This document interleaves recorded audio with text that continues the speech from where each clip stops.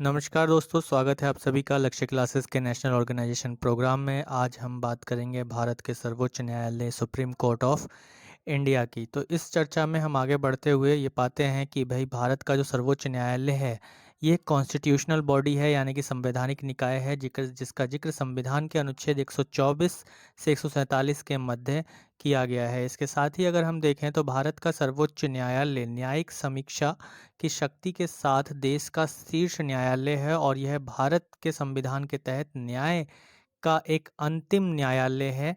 इसके अतिरिक्त अगर हम देखें तो ये भारत एक संघीय राज्य है और इसकी एक एकल एकीकृत न्यायिक प्रणाली है, यानी कि भारत की जो एकीकृत प्रणाली है, न्यायिक प्रणाली है, वो एकीकृत है, यानी कि एक ही कानून है और उस कानून के अनुसार न्याय देने वाला न्यायालय भी एक ही है, जो 3 स्तरों में बटा हुआ है। एक सुप्रीम कोर्ट यानी सर्वोच्च न्यायालय, एक हाई कोर्ट यानी उच्च न्यायालय और एक अधीनस्थ न्यायालय यानी कि अन्य सबऑर्डिनेट कोर्ट। इसके अतिरिक्त अगर इसकी संक्षिप्त पृष्ठभूमि पर, ऐतिहासिक पृष्ठभूमि पर हम चर्चा करें तो हम पाते हैं कि वर्ष 1973 में रेगुलेटिंग एक्ट के द्वारा कलकत्ता में पहली बार पूर्ण शक्ति और अधिकार के साथ कोर्ट ऑफ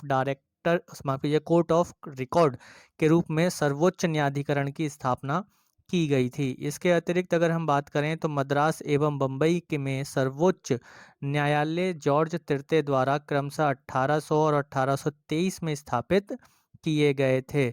आज़ादी के बाद वर्ष 1947 में 26 जनवरी 1950 को जब भारत का संविधान लागू हुआ तो उसके साथ ही भारत का सर्वोच्च न्यायालय भी अस्तित्व में आया और इसकी पहली बैठक 28 जनवरी 1950 को की गई। पहली बैठक 28 जनवरी 1950 को आयोजित की गई। सर्वोच्च न्यायालय द्वारा घोषित कानून भारत के सभी न्यायालयों के लिए बाध्यकारी होता है। इसे न्यायिक समीक्षा की शक्ति प्राप्त है। यदि हम न्यायिक समीक्षा पर थोड़ी चर्चा करें तो क्या होती है न्यायिक समीक्षा? इसका सीधा और सरल शब्दों में कहा जाए तो न्यायिक समीक्षा वह है कि यदि कोई कानून संविधान के प्रावधानों एवं संवैधानिक पद्धति के विपरीत बनाया जाता है, कोई भी आदेश, कानून या नियम जो संविधान के प्रतिकूल है या मूल अधिकारों के विरुद्ध है, तो उसकी समीक्षा करने की शक्ति सुप्रीम कोर्ट के पास है। इसके साथ साथ शासनात्मक कार्रवाई करने के साथ साथ उस कानून को रद्द करने की शक्ति भी किसके पास है? उच्चतम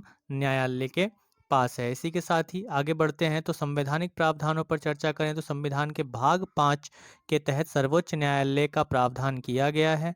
भाग 5 के अनुच्छेद 124 से 147 तक सर्वोच्च न्यायालय के संगठन, स्वतंत्रता, अधिकार क्षेत्र, शक्तियों एवं प्रक्रियाओं से संबंधित है। अनुच्छेद 124 एक के तहत क्या कहा गया है कि भारतीय संविधान में यह कहा गया है कि भारत का एक सर्वोच्च न्यायालय होगा जिसमें एक मुख्य न्यायाधीश होगा तथा 7 से अधिक अन्य न्यायाधीश नहीं हो सकते हैं। कब तक? जब तक कि कानून द्वारा संसद अन्य न्यायाधीशों की बड़ी संख्या निर्धारित नहीं करता है। तो यहाँ पे ये बात बड़े आराम से ध्यान रखने वाली है कि अनुच्छेद 124 एक यह कहता है, जब हमारा संविधान लागू हुआ था तो उस समय मूल रूप से सुप्रीम कोर्ट में जो जजों की संख्या थी, कुल जजों की संख्या या न्यायाधीशों की संख्या, वह कुल 8 थी, जिसमें एक मुख्य न्यायाधीश और 7 अन्य न्यायाधीश थे। अभी की अगर हम बात करें तो वर्तमान में इसमें 31 न्यायाधीश हैं, जिसकी संख्या भी अभी बढ़ाई गई है और वर्तमान में अभी जो इसकी संख्या बढ़कर हो गई है वो कितनी हो गई है भाई? 34 हो गई है। अभी कुछ समय पहले कितनी थी? 31 थी। तो सर्वोच्च न्यायालय न्यायाधीशों की संख्या 2019 में विधेयक में 4 न्यायाधीशों की वृद्धि की गई और इसमें मुख्य न्यायाधीश सहित शक्तियां 31 से बढ़ाकर कितनी कर दी गई है भाई? 34 कर दी गई है, 34 कर दी गई है। तो संख्या बढ़ाकर कितनी कर दी गई है? 34 कर दी गई है। सर्वोच्च न्यायालय न्यायाधीशों की संख्या 2019। और ऐसा करने के लिए कौन अधिकृत है भाई? संसद अधिकृत है, जैसा कि अभी हमने अनुच्छेद 124 एक के अंतर्गत यह लिखा हुआ देखा था।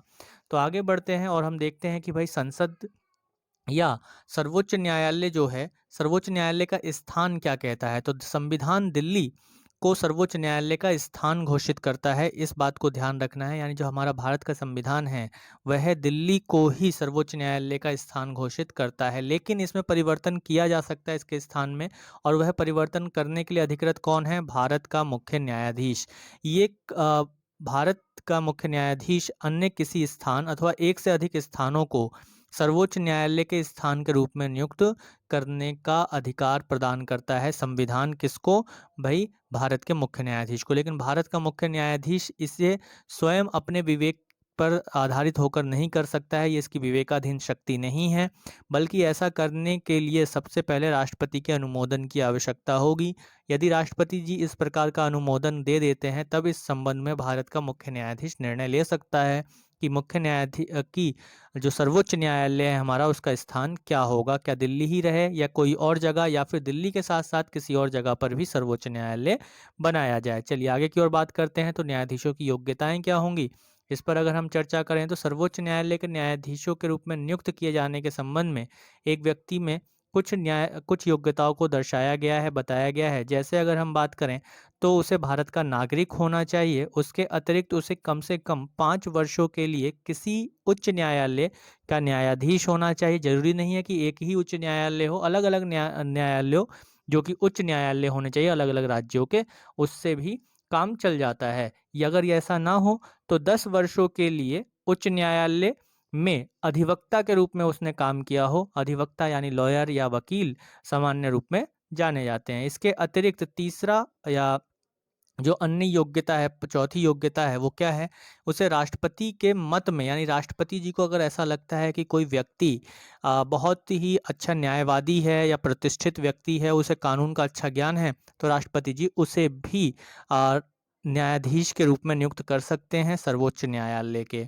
इसके अतिरिक्त अगर हम बात करें तो सर्वोच्च न्यायालय के न्यायाधीश के रूप में नियुक्ति के लिए संविधान में कोई भी न्यूनतम आयु निर्धारित नहीं की गई है। इस विषय को हमें ध्यान रखना चाहिए कि भाई सर्वोच्च न्यायालय के न्यायाधीश के रूप में नियुक्ति के लिए संविधान में कोई न्यूनतम आयु निर्धारित नहीं की गई है। और जब यहीं पर अगर हम बात कर लें तो संविधान में सर्वोच्च न्यायालय के न्यायाधीश का कार्यकाल भी तय नहीं किया गया है, ये भी हमें पता होना चाहिए। संविधान में ना तो न्यूनतम आयु का जिक्र किया गया है और ना ही अधिकतम आयु या कार्यकाल का जिक्र किया गया है कि भाई सर्वोच्च न्यायालय के न्यायाधीश का कार्यकाल क्या होगा। लेकिन हालांकि सुविधा के लिए हम 3 प्रकार के प्रावधानों का इस्तेमाल यहाँ पर करते हैं, जैसे कि 65 वर्ष की आयु तक पदासीन रह सकता है, और इस आयु को घटाना है या बढ़ाना है, इस पर निर्णय जो है संसद द्वारा स्थापित कोई संस्था या समिति कर सकती है। वह राष्ट्रपति को लिखित त्याग पत्र देकर पद त्याग सकता है। यानी कि यदि न्यायाधीश को लगता है कि वही उसे अपना पद त्याग देना चाहिए, तो अपना त्याग पत्र किसे देगा? राष्ट्रपति को सौंपेगा, किसी अन्य व्यक्ति को नहीं। इसके साथ साथ अगर हम देखें तो संसद की सिफारिश पर राष्ट्रपति द्वारा उसे पद से हटाया भी जा सकता है। यानी कि अगर कोई जज या कोई न्यायाधीश जो कि सुप्रीम कोर्ट में कार्यरत है, वह किसी प्रकार के कदाचार में संलिप्त पाया जाता है, और ऐसा संलिप्त पाया जाना कहाँ पर प्रूव करना होगा? संसद में। और इसके लिए जो प्रस्ताव लाया जाएगा वो संसद के किसी भी सदन में लाया जा सकता है न्यायाधीश को हटाने के लिए। जैसे सुप्रीम कोर्ट के पहले ऐसे न्यायाधीश चीफ जस्टिस रहे कौन? दीपक मिश्रा, जिनके विरुद्ध ऐसा प्रस्ताव लाया गया था, और ये प्रस्ताव जो लाया गया वो राज्यसभा में लाया गया था। और इस समय जो राज्यसभा के उस समय सभापति रहे थे वो वेंकैया नायडू रहे थे। तो वेंकैया नायडू जी ने इस प्रस्ताव को कुछ न्यायविदों के साथ चर्चा करके रद्द कर दिया। यानी कि यहाँ पर हमें ये बात स्पष्ट हो जानी चाहिए कि इस प्रस्ताव पर संसद में या संसद के किसी सदन में चर्चा होगी या नहीं होगी, इस बात का निर्धारण जो करता है वह कौन करता है? जिस सदन में लाया जा रहा है उसके अध्यक्ष या सभापति इस पर निर्णय लेते हैं। तो आशा करता हूँ कि यहाँ तक ये कार्यक्रम आप लोगों के लिए काफ़ी लाभकारी सिद्ध होगा और आपको बहुत सारी चीज़ें अच्छे से समझ में आ गई होंगी। लक्ष्य क्लासेस के साथ बने रहने के लिए आप सभी का बहुत बहुत धन्यवाद।